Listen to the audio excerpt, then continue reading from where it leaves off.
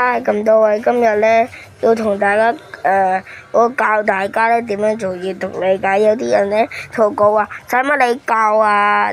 真係有人同我講噶。我喺學校同人哋同二年班講話點樣做閱讀理解，跟住佢話翻我轉頭，佢話你都唔識啦。其實佢都講得有啲道理，因為我真係唔係幾識閱讀理解。尤其是係英文，中文都好啲啊。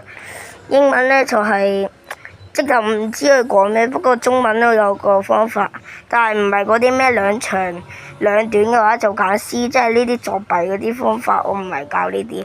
仲有咧，大家咧應該會睇到咧，我個頭髮好豎啊。仲有咧，講翻正題啊。閱讀理解咧，分明閱讀理解啊嘛，就即係你要理解佢，閱讀佢啦。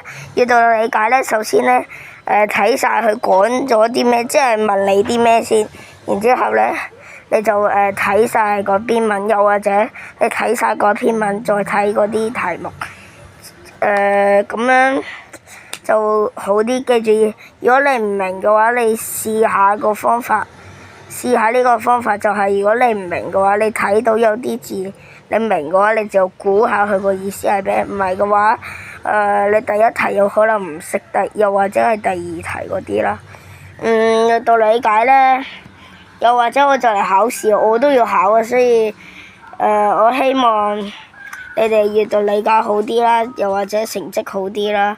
睇到你我嘅片嘅人咧，我祝你學業進步，仲有咧個個科目都考到你哋想要嘅分數。有啲人話佢想要0分，因為佢話佢阿媽會俾佢食雞蛋。我教閱讀理解咧就係咁啦。我仲要梳頭添，我梳完頭應該會再拍片。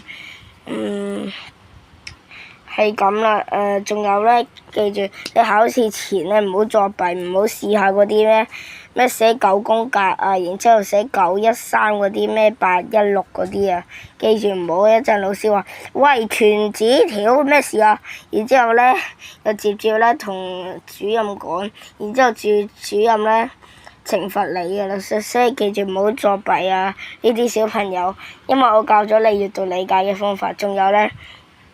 默書其實唔使驚㗎，默書咧你係咁讀，例如你默好嘛，你就係咁講好嘛好嘛好嘛，然之後咧就試下睇唔好死背啊，即係一睇完即刻默嗰啲，你睇完喺心入面數3秒或者10秒再默。